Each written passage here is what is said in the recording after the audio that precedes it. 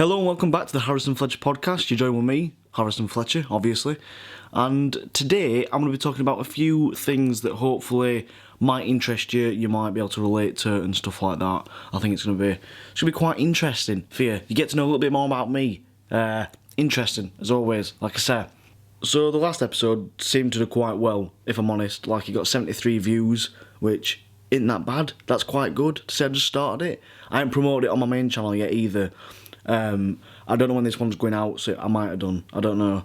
But yeah, 12 subscribers. That's not bad. That's not bad for one video. Slightly different location today. I'm in my uni flat in Halls uni. Just chilling. Just had a hard day's work. Not hard, really. Not hard at all. 4 hours. 4 hours it was. Working in retail. I've also gone for a different approach in this video. I made a few notes on my Mac, and I've set a timer so I don't overrun and it's not boring, and yeah, I can just keep going and at my own pace, blah de blah. It's a bit boring, come on. Yeah, so I've just had my tea. I had a chicken boomer, it was called. Very, very spicy. I'm not going to lie. My nose was running. I was crying. I was snotting down the toilet. In this podcast today, it's going to be a little bit more... I don't want to dumb it down and make it sound like it's going to be this serious topic, but it's just going to be more private, personal. Probably, it's going to feel like I'm just talking to you. Hopefully. That's what I want to do with these. That's why I want to do these. Like I said in the last episode, I want to do these podcasts mainly because I like doing it. I enjoy doing it. I think it's good. I think it's good for me, and it's also good for people that are interested in my channel and want to know more about me, I guess. If I watched a YouTuber religiously and knew they had a podcast, I'd love it. I'd find it really interesting. I just think it's really cool how we can listen to people on different platforms and in different ways. I suppose it's just nice to know you've got that variation, you know what I mean? Hopefully I'm going to try and get these onto iTunes as well, these podcasts onto iTunes in the long run. But for now I'm staying on YouTube because I want to try and keep it a bit simple. Because it's in the early stages, you know what I mean? It's the early stages still. I don't want to set myself too much, because if I start uploading to iTunes, I feel like that's when it becomes a bit more professional and serious, and I've got to stick to it. As opposed to just uploading it to YouTube, I can just do it whenever. And that's the beauty of YouTube. That's why I've always liked it. It's just because you can just upload whenever. I mean, obviously you have a schedule. Don't be that much of a lazy bastard. But yeah, it's just, I like it. YouTube's good, man.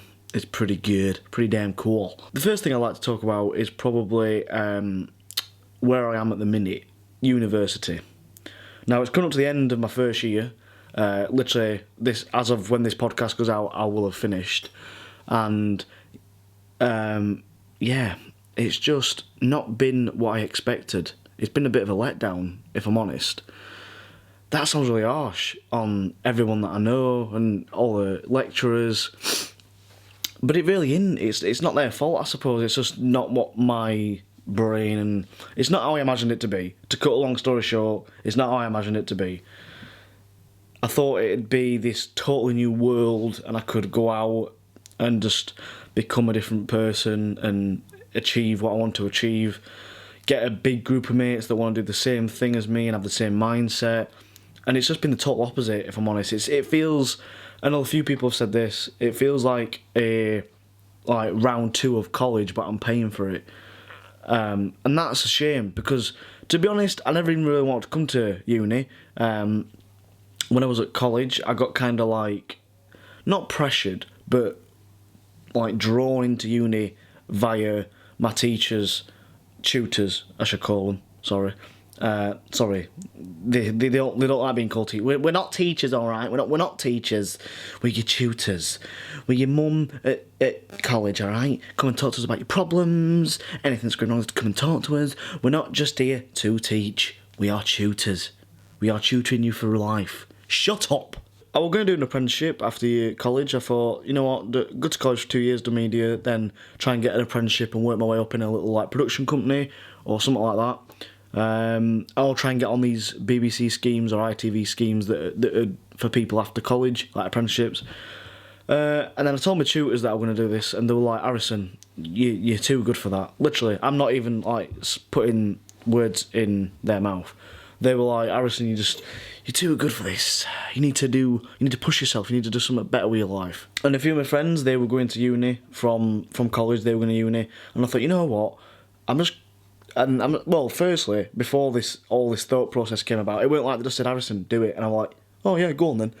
Basically, how it came about was Tommy tutors. They were like, oh yeah, fair enough, but I think we can achieve better. Then they call me into the office. Now this is where it gets a bit weird and serious. About 5 tutors are stood round me, looking at me. All the receptionists, all the staff. There's literally everyone in the office looking at me, and they're all like, just staring at me really awkwardly. And they kind of trying to persuade me to go to uni. And I'm saying I don't think it's the right thing for me. I don't think I'm made for writing. I'm not academic, really. I just like doing what I do. And I like to think I'm half decent at it. I like to. I mean, there's a massive queue of people lining up now to knock at my door and say, Harrison, you're a bag of shit. But I don't care. I enjoy doing it. And I think that's something that everyone should do. Anyway, got to uni. It's not what I thought it were. I applied on the last day of UCAS, whatever it is, and got a place at Salford at Media City, which is that's just lucky in itself. And I got an unconditional offer. So maybe I did some bad things at college that I shouldn't have done, like not going in for the last couple of months when I should have been. But oh well. Karma has come and hit me right up the crackle. Like I was trying to say before, I thought when I come to uni, I thought it'd be like this magical, like, I thought I'd meet loads of mates and have a great laugh, have a bit of banter with some lads, but then like be able to go out on weekends with some friends at uni. I think there's a lot of pressure on for first years to have this amazing year, and obviously that's the case for so many people, like a high percentage, but for the small minority of people like myself, it just hasn't been that. It just really hasn't been that. This sounds really sad, but most, like, not sad as in like, oh, we feel sorry for you, well, you might do, but sad as in, Harrison, sort yourself out. Most weekends I go home, I go home every weekend when I'm at uni. I live about an hour and a half away. That's why I started doing the Let's Drive series, because it's just something I can do as well. I feel like I constantly need to be working to better myself, if that makes sense. I don't like just sitting around, really, in my room. That's like the worst thing for me. I always like to be doing something, even if it's just, I know it sounds daft, but even if you're just playing Xbox, I'm not one of these people that can just sit around and do nothing all day and just go on the phone. It's boring. I find it boring. It's really boring to me. The course was a bit of a letdown. I'm doing television and radio, so I'm doing both. In semester 1, I did radio, so the first semester at uni, I did radio, and then the second semester I did television. And the TV were definitely better. I enjoyed that a lot more. Definitely made for me. The radio side I did enjoy. Obviously I wouldn't be doing this if I didn't enjoy radio or stuff like that. But just not what I wanted to pursue in my career. Maybe when I get a bit older. I do want to at some point, like, go on the radio and have a bit of a radio show. But I don't want to do that straight, like, right away. That's my little sob story. I'm having a shit time at uni. I've got no friends. I just go home every weekend and cry. It's so sad. What a weirdo. What an absolute weirdo. So in these videos, I'm going to start doing little, like, topics, because I think that'll make it easier. And it'll make it easier for me to edit, and it'll make it easier for you to listen. So, the question I'm going to ask today is, should I be at uni? So that's quite interesting. So if there are people from university listening, please do comment and tell me if you feel like you should be here, if you feel, are you doing it for a reason? So what I mean by that is, oh, Christ's sake. It's that bloody chicken curry, it's making my bloody nose run.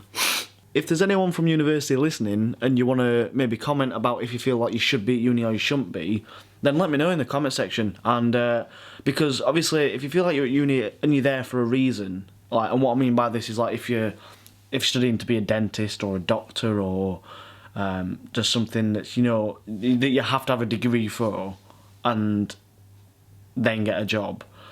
My little thing about that is that if you come into uni to be a doctor, then fair enough, you know what I mean, like, you know 9 times out of 10 you've got a very high chance of getting a job after that degree. What I'm doing it's very, very, very, very slim that I'm going to get a job in the media straight after uni just because I've got this degree. It gives me a fighting chance above other people that are doing, like, say, apprenticeships. But they're already getting experience, you see. So the people that did apprenticeships, like when I would have done it after college, by the time I finish uni, they might already be like, you know, they might already have a job and experience and have been paid. And for me, I'll got a degree, but I'll be at least 20k in debt, and I may or may not have a job. You know what I mean? And I've just got a degree. And what's that to show for if I may as well have done an apprenticeship? This is my little problem with it, and especially when you're doubting your course as well. Like, that's not very nice feeling. It's not a nice feeling to know that you're at uni studying this thing that you're passionate about, you love it, but then you just don't feel like it's right. Like, I just don't feel like it's right. It's just really weird. Like, it's just really strange. I've nearly quit so many times. The amount of times I've nearly quit, I mean, my girlfriend had vouched for that. The amount of times I've texted her saying, that's it, I'm packing it in, I hate it, it's a load of shit, is just probably it would probably once every month when I've been at uni saying it's shit, I hate it, I don't like it. And to be honest, like, when I was first here, the first couple of weeks were really, really great. I really enjoyed it. And then for some reason it just kind of went naff. Like, I just didn't, and I realised that I was kind of pretending to like certain people. I was trying to, when I joined the university course, when I were at college, the next topic kind of feeds in nicely. Actually, I've talked about this, but the next topic is about, like, losing friends and, like, me creating this persona of myself online and feeling like I have to keep it up in real life, which is just bizarre. Like, it's just mental. Like, that is not me. Obviously, it's me, like, physically. Like, that is my skin and bone and my mouth and my words, but it's not me as a person. That's just, like, a very, very, very small fraction of who I am. And people take that literally, as if it's me constantly. You know what I mean? But yeah, so when I went to leaving college, I'd stayed this, like, persona, this stubborn, arrogant sort of keep myself to myself and just have a small close knit friendship group. Can't even talk. And this is a podcast, and the main thing is to talk, and I can't do it. Going to university, I thought, you know what, I mustn't be myself. I must try and be overly happy, overly nice, just be really friendly, and just try and get on with everyone. You know what I mean? Just try and be everyone's friend, because I think that's, like, important, innit? Like, in life, you gotta have friends. Without friends, what's the point? But yeah, I kind of went along with it for a couple of months, and then it just kind of become this thing where I was like, actually, I prefer just not being overly nice to everyone, because you soon, for me, you just soon become very, I don't know, I don't like being fake. This is the thing with me, I really don't like being this fake sort of, like, illusion, always being nice. And I mean, it's just, it works for some people. I know a lot of people that are just always constantly nice, they're always apologetic, and they're always saying, oh no, it's fine, sorry, it's my fault, and always being really nice, got a load of friends. But then, well, I say friends loosely, because then they'll not even invite them out for tea. Like, the so-called friends will not even invite them out for tea, or to cinema, or to bowling, or whatever it is. And then it becomes, you start analysing it and thinking, are these my friends? Or you're just being nice to each other for the sake of it. And I don't like that. That's something that I don't really like. So when I was at college, I sort of started to, as I went to college, I'd started to gather this online following. And it kind of, I think when I went to college, it was in the thousands. So it was like 2,000 maybe. And it was doing really well. Like, I thought, this is it. I went for a bit of a photo shoot in Leeds, and I thought, yeah, this is it, you know what I mean? I've made it. How wrong I was about that.